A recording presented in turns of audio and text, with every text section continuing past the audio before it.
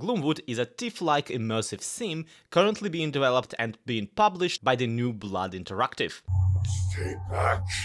Here's something legendary. Rude. Guys, I'm like right here. How immersive, I hear you ask? Well, in the game, all your inventory is being carried in a suitcase that the main character has. Meaning that all your guns, all your healing items and all your ammo have a physical space within that suitcase, and if something doesn't fit, well, you'll just have to leave it behind and come back for it later.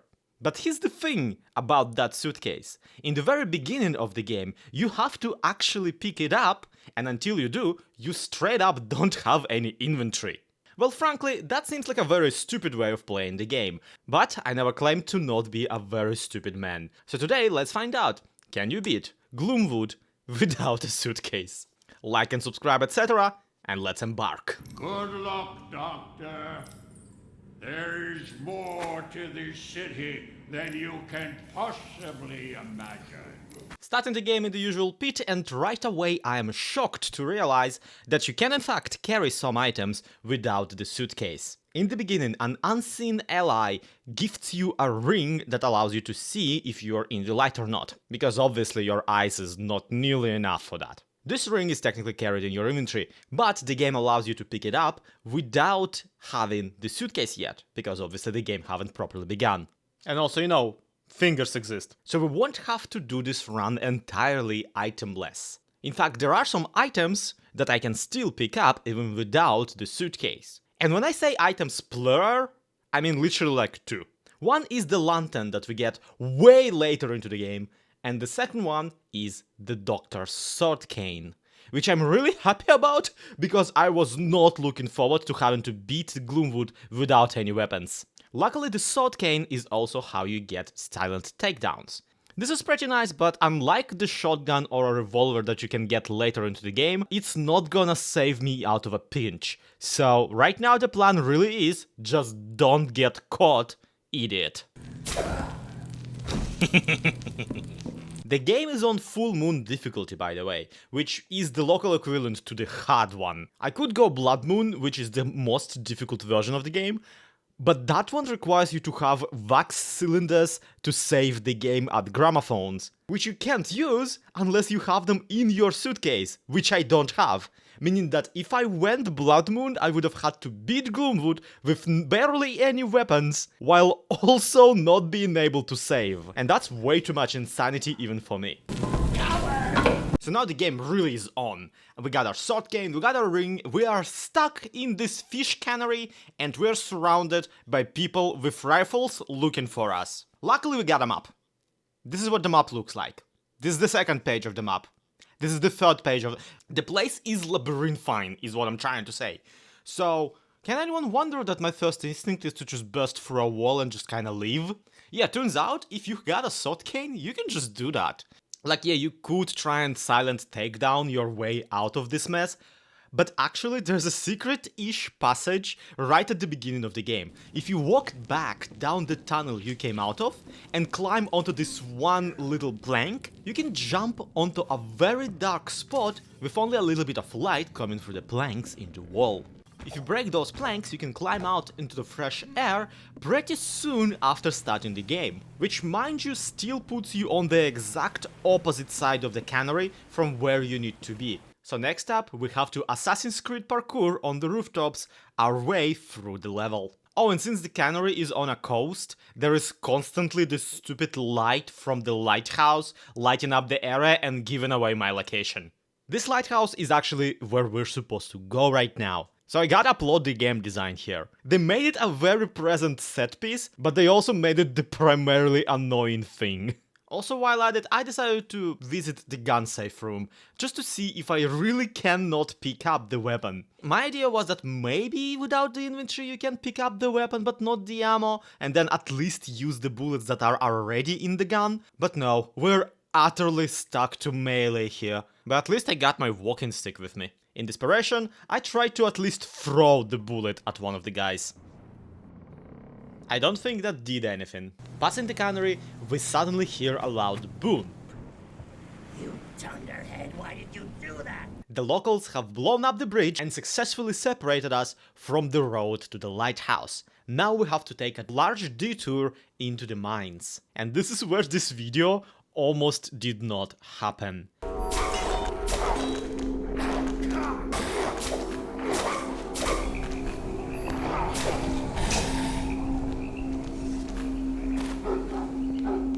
The mineshafts is where you get a lantern, but also is where you meet a different type of enemy, the fish dogs. And to someone more versed in the game's mechanics and stealth, this would be actually a really fun challenge. I, however, can never figure out how the heck the fish dogs are supposed to work. Supposedly they detect you by the sense of smell, meaning that you can in theory lure them into different spots using food and people's body parts. But the distractions are never distracty enough for the fish dogs to not spot me passing behind their back. Meaning yes, this location actually cost me several respawns. Even if you set off the fish dogs, this is actually not the end. You can parry them, you can fence against them, and you can win, which is how I usually pass this area. But here's the trick.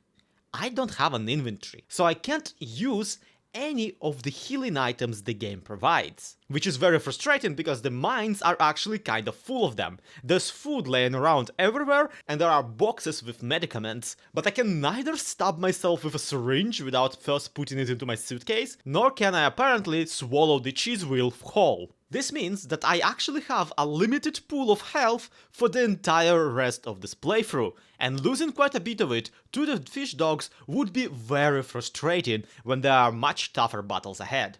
Ultimately, I had to resort to the coward's way and drop into the secretish underwater tunnel leading directly to the elevator out of the mineshaft. However, that itself has locked me out in the water and spotted by the guards. Fortunately, the guards cannot go into the water. Unfortunately, I can't get out of the water because there's guards there, so I had to resort to my own whole wheel of cheese and stab them from the surface. Until one of them finally set the other ones on fire and the entire situation resolved itself pretty quickly.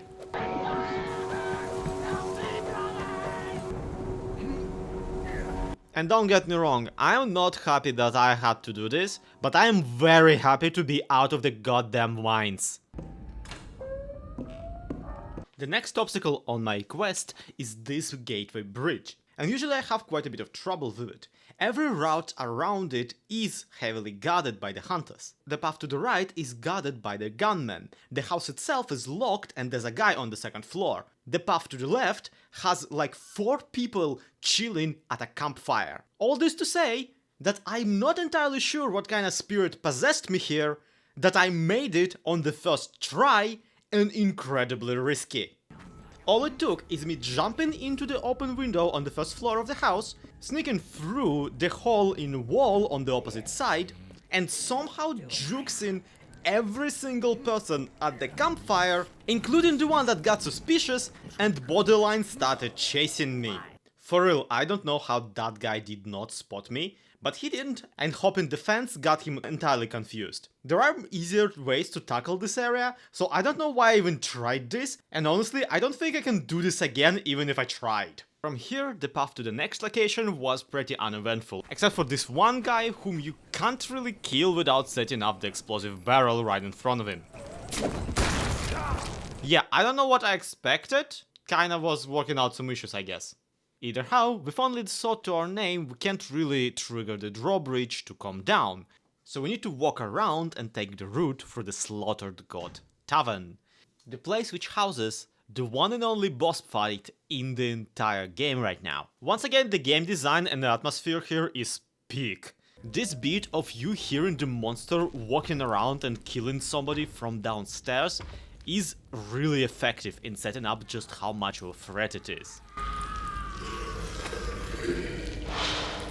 Fighting the goat is a challenge you don't want to do, even when fully out-kitted with every weapon in the game. Much less so when the only thing you have is a walking stick with a knife duct taped to it. You can just sneak upstairs into the attic, find your way through the darkness to a drawer with the key, grab the key and sneak out of the tavern without ever being seen. Or, alternatively, you can go full Mad Lad mod like I did here, run up to the goat monster without it ever noticing it, snag the key off of its back, turn around and book it for the door without ever triggering the alarm. So yeah, not too shabby, pretty clean execution, but we can do so much better. There's a nice variety of approaches to the goatman battle, but between the shotgun, the pistol, the bear trap or even the torches, my weapon of choice is the elevator.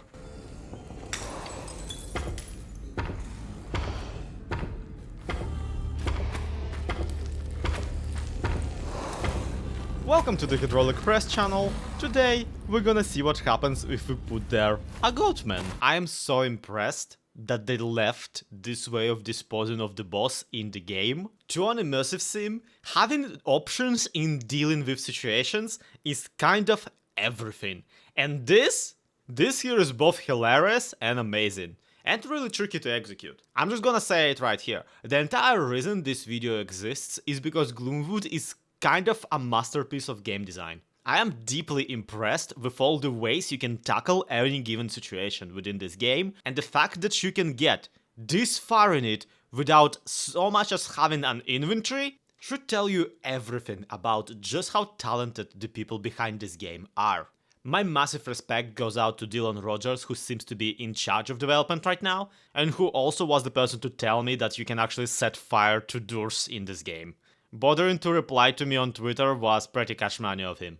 But back to our shenanigans. Exiting the tavern, we're getting real close to that lighthouse. Also, we're now on the other side of the drawbridge, meaning we can lower it and have an easier time if we want to go back for any reason. But there is one last obstacle on our way to the lighthouse. The crooked guard building populated heavily with explosives, hunters, and ammunition. Now, for a normal player, this would be a very tempting offer. Not only is this area challenging, it also has quite a few explosive barrels, which would make for a pretty fun toy if you wanna mess around with the huntsman. Plus a few extra shells for your shotgun that you find in the tavern could be really helpful for disposing of any guardsmen who have armor on. Unfortunately, it's also a really dark area, and the guard patrol routes are pretty confusing because of that. So to me, with no weapons, this is not gonna be a thing I wanna do. Which is why I don't. Turns out you can just easily hop the fence right here, drop onto the ledge, and more or less walk out of the entire situation. You just gotta watch out for the bear traps on the floor,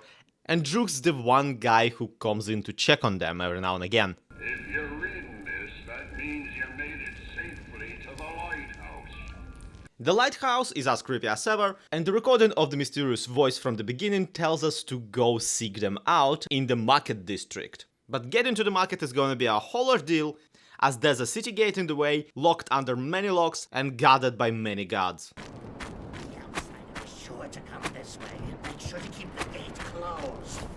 And this is where me not having any inventory to carry items in really comes into play. In normal play, what you're meant to do is snag the gunpowder horn from somewhere in the game, fill it with gunpowder, and pour that into the cannon. You'll need the cannonball from the rooms above the gate, and a pull string from the extra tower. You'll also need to raise the metal grate that's protecting the gate from exactly what you're about to do. Because what you're about to do is turn the cannon around and shoot it at the gate, blasting the city wide open and entering the next location. And here's the trick, outside of the slaughtering of the guards, this is just a fetch quest. And even without the suitcase, I can't pick up and carry one single object in my hands. I can even throw it to distract the guards. But here's the weird thing, you apparently cannot pick up a cannonball unless you have a suitcase. This doesn't seem too logical, because after you pick it up into the suitcase, you can actually pick it up and carry it.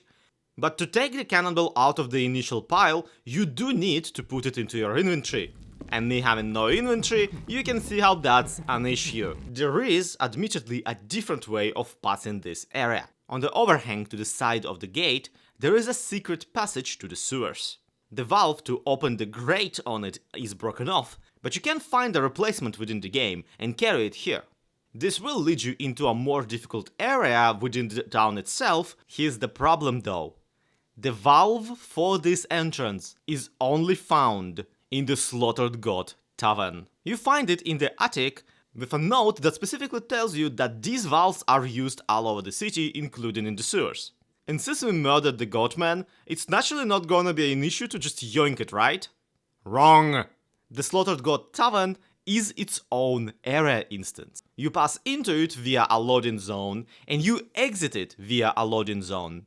And the items you're not holding in your inventory cannot be carried through a loading zone, unfortunately. Even if you drag the damn thing directly in front of a door, that does not teleport it onto the other side as you pass. You have to drop it to pull the handle, and when you pull the handle, you immediately get teleported out. So here I am well and truly stuck. Or am I? You see, as you approach the gate, the guardsmen will fire a cannon at you. They will only do it once, as they're apparently too lazy to go fetch another cannonball. But they will do it, and you can't bait them into doing it. So my logic was pretty simple. Get into the rooms above the city gate and pull the lever to raise the grate protecting the gate from cannon fire.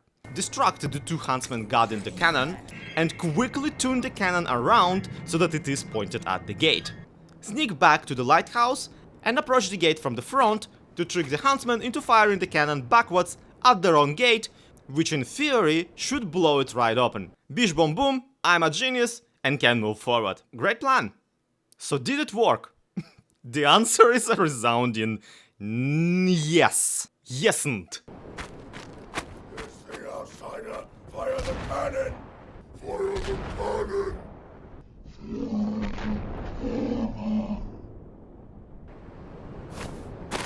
As I expected, the guardsmen don't know how to rotate the cannon back. The trouble is that they will also be standing directly in the firing range. Meaning that as I approached the gate to trigger them to fire the cannon, they shot the cannon and successfully both exploded into bloody chunklets. The gate was unharmed, but at least I could now move a little bit more freely with the two of them gone. My next idea was to try and blow the gate up with one of the explosive barrels laying around. After all, there is another area like that where there's a door with a crack exactly like the one in the gate. And throwing an explosive barrel at it does the trick. But here it really didn't. But turns out, I was actually on the right track nevertheless. Taking this to Twitter because I can't not complain about the games I play, I mentioned to the developer that yeah, I really like their game, so much so that I nearly beat it with no inventory. To which Dylan Rogers replied that you can actually blow up the gate, you just need 3 explosive barrels and not 1.